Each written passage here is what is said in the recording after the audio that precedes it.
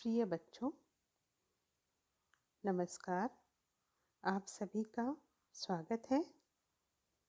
मैं डॉक्टर मधु सांखला, सह आचार्य हिंदी, राजकीय मीरा कन्या महाविद्यालय उदयपुर, प्रथम वर्ष कला के अंतर्गत प्रथम प्रश्न पत्र में हमारी पाठ्य पुस्तक है आधुनिक काव्य सोपान। इस पाठ्य पुस्तक में अध्याय चित्रकूट में राजसभा संकलित है, जो कवि मैथिली शरण गुप्त द्वारा लिखित है।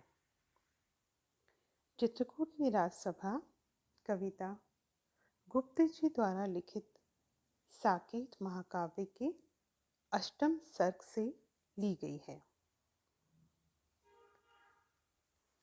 इस पद्यांश में हमने पढ़ा कि गुप्त जी ने कैकेयी के चरित्र को एक नई उद्भावना के साथ हमारे समक्ष प्रस्तुत किया। कैकेयी का वह रूप जिसे हम सभी जानते हैं, उससे भिन्न एक ममतामयी, वात्सल्यपूर्ण, हृदययुक्त माँ के पश्चाताप को पूरी मार्मिकता के साथ गुप्त जी ने इस काव्य में हमारे समक्ष प्रस्तुत किया है। प्रस्तुत पद में कैकेयी भरत के बाद राम और संपूर्ण सभा के समक्ष अपने मांगे गए वचनों के फलस्वरूप विखंडित अयोध्या के परिवार हेतु स्वयं को जिम्मेदार मानती है तथा पश्चाताप की अग्नि में जलती राम से पुनः अयोध्या लौट चलने का विनम्र आग्रह करती है। पद्यांश को देखिए। हाँ, जनकर भी मैंने न भरत को जाना, सब सुन ले तुमने स्वयं अभी यह माना। यह सच है तो फिर लौट चलो घर भैया, अपराधीन मैं हूँ तात तुम्हारी मैया। दुर्बलता का ही चिन्ह विशेष शपथ है, पर अबला जन के लिए कौन सा पथ है। यदि मैं उकसाई गई भरत से हूँ, तो पति समान ही स्वयं पुत्र खोऊं। ठहरो मत रोको मुझे, कहूँ सो सुन लो, पाओ यदि उसमें सार उसे सब चुन लो। बच्चों, इस पद्य में कैकेयी राम की बात को स्वीकार करती है कि हाँ, मैंने स्वयं जनकर भरत को नहीं जाना, अर्थात मैंने भरत को जन्म अवश्य दिया, परंतु उसके हृदय की गहराई, उसके मंतव्य को आज तक जान नहीं पाई। हे राम, आपने स्वयं अभी इस सत्य को स्वीकार किया है। सब सुन ले तुमने स्वयं अभी यह माना, और आपके स्वीकार करने के साथ ही अन्य सभी भी इस बात को अच्छी तरह से सुन लें। यह सच है तो फिर लौट चलो घर भैया।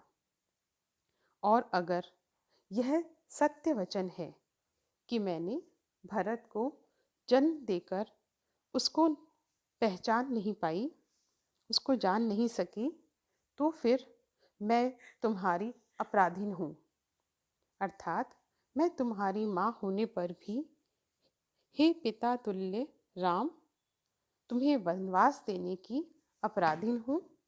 अतः मेरा निवेदन है कि आप सभी वनवास को मध्य में ही छोड़कर एक माँ के आंचल को स्वीकार करके पुनः अयोध्या को लौट चलो।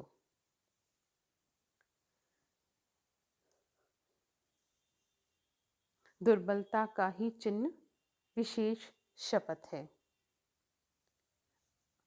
अपराधी मैं हूँ तात तुम्हारी मैया। यहाँ पर कैकई ने अपने अपराधों को सहज रूप में स्वीकार कर श्री राम से विनय पूर्वक प्रार्थना की कि हे राम, मेरे इस अपराध को क्षमा करके इस वनवास को बीच में ही छोड़कर पुनः अपने घर को लौट चलो। अगली पंक्तियों में कैकई स्वीकार करती है कि जब मनुष्य दुर्बल हो जाता है तो वो शपथ जैसे मार्ग का ही सहारा लेता है।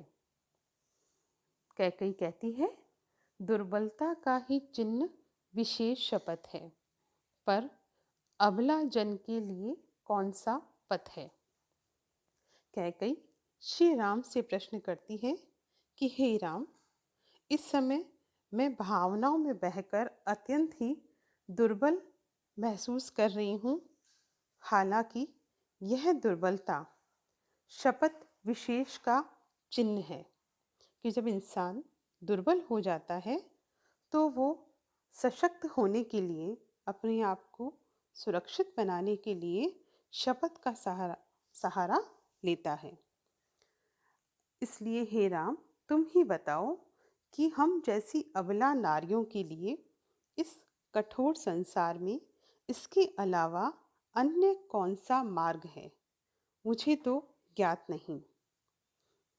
यदि मैं उकसाई गई भरत से हूँ तो पति समान ही स्वयं पुत्र खोऊं। कैकई कहती है कि मैं एक माँ शपथ खाकर कहती हूँ कि यदि तुम्हारे वनवास और भरत के राज्याभिषेक में भरत का कोई भी योगदान नहीं है, भरत ने मुझे कभी भी इस कार्य हेतु नहीं उकसाया, यह तो स्वयं राजा दशरथ ने ही मुझसे वचन मांगने को कहा था और मैं दोनों वचन आपके वनवास और भरत के राज्याभिषेक के रूप में मांग बैठी, क्योंकि वह मेरे दुर्बलता के क्षण थे।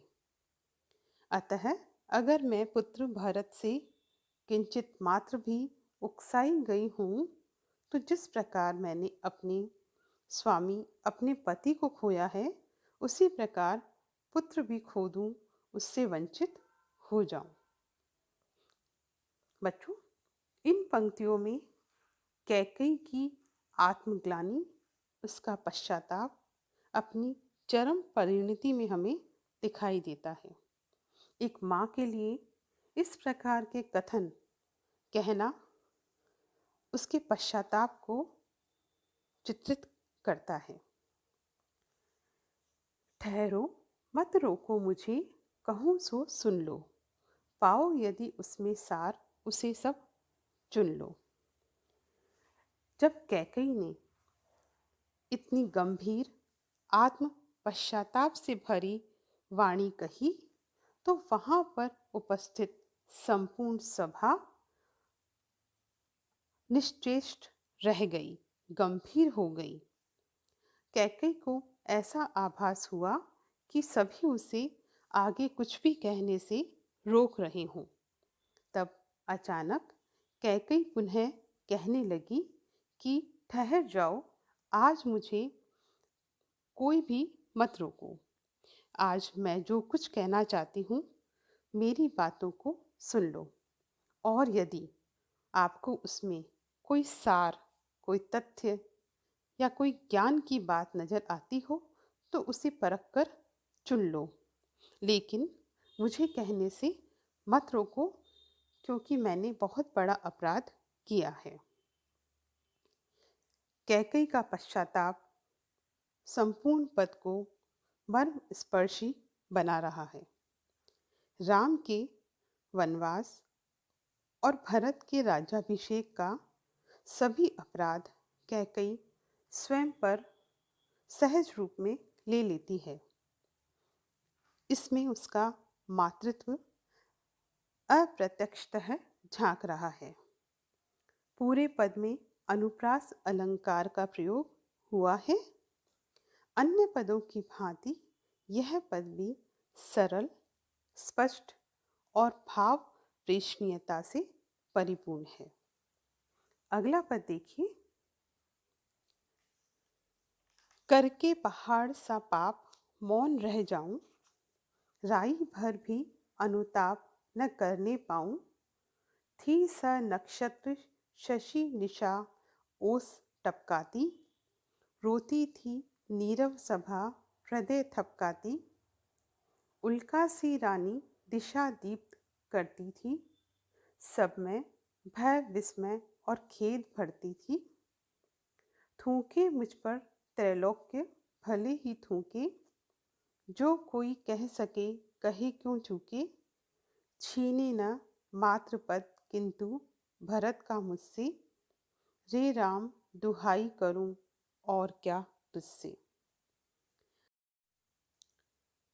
प्रस्तुत पद में पूर्व प्रसंग के अनुसार ही कैकई पश्चाताप करती हुई कह रही है कि करके पहाड़ सा पाप मौन रह जाऊं, राई भर भी अनुताप न करने पाऊं।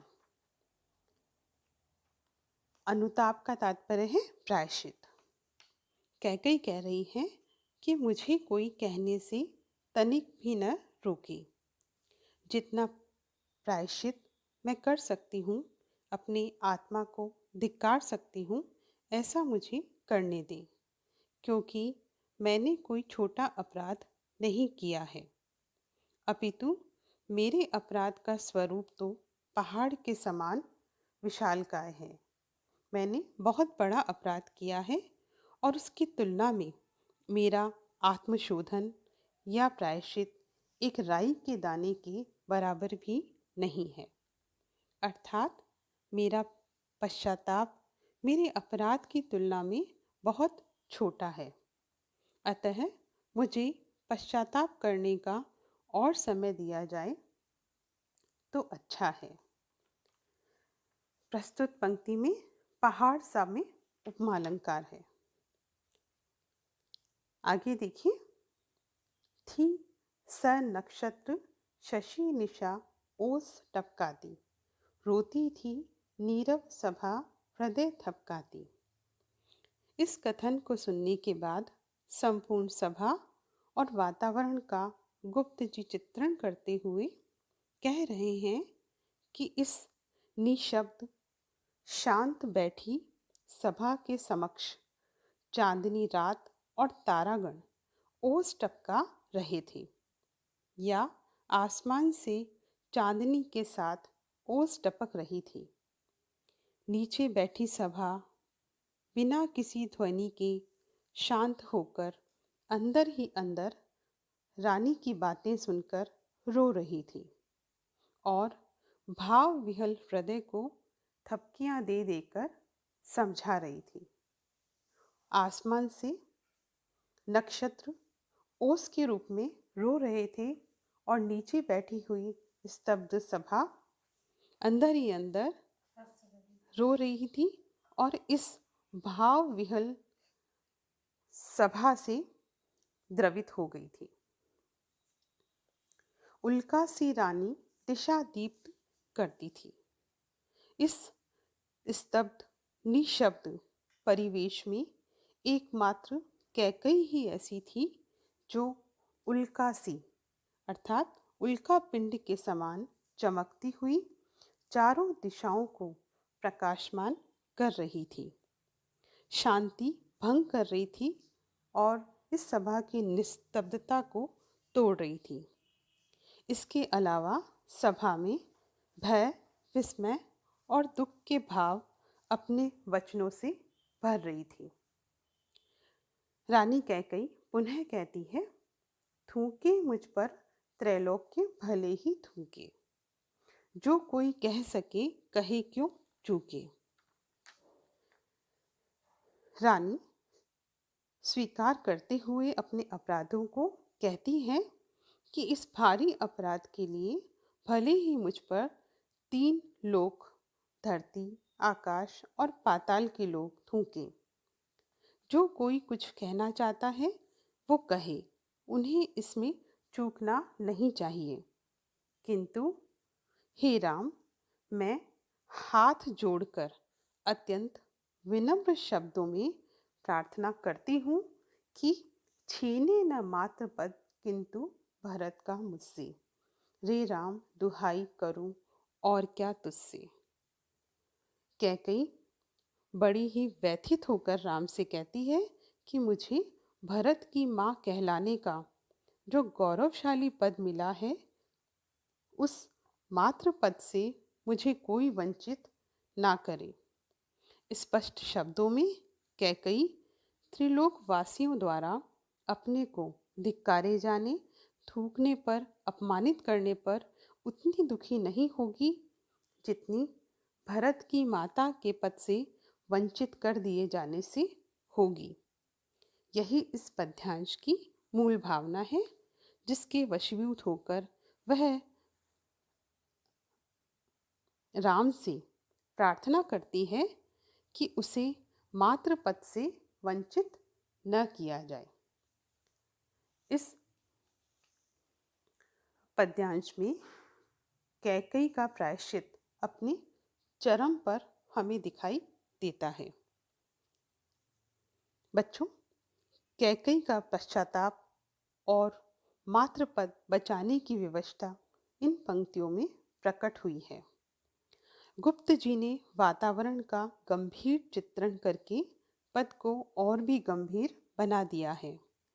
पहाड़ सा पाप प्रथम पंक्ति में और उल्का सी रानी पंक्ति में उपमा अलंकार और आठवीं पंक्ति में अनुप्रास अलंकार का समावेश भाषा को सुंदर बनाते हैं।